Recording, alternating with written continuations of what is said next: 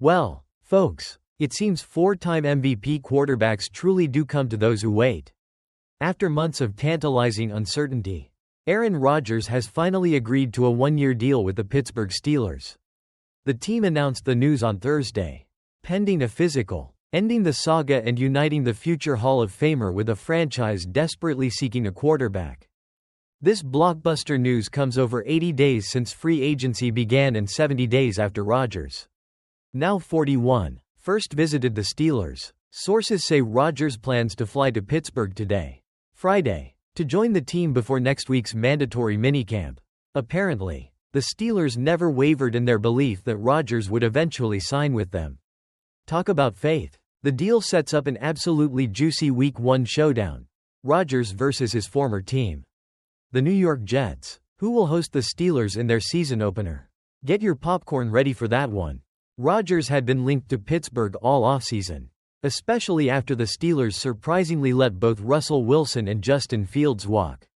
He visited back on March 21 and kept in touch for over 2 months while considering his future. Coach Mike Tomlin reportedly played a huge role in luring Rodgers, happy to work entirely on the QB's elusive timeline.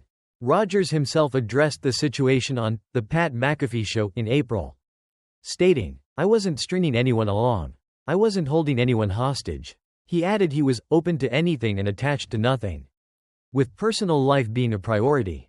Rodgers was released by the Jets in March after a contentious meeting.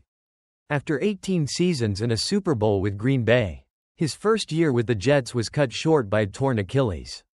Last season, his performance was uneven, 3.897 yards and 28 touchdowns, but also 11 interceptions, and the Jets underachieved significantly.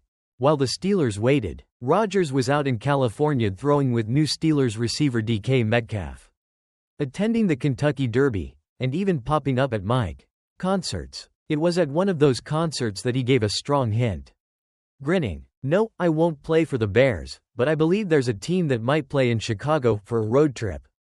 I don't know." The Steelers, of course, visit the Bears in Week 12.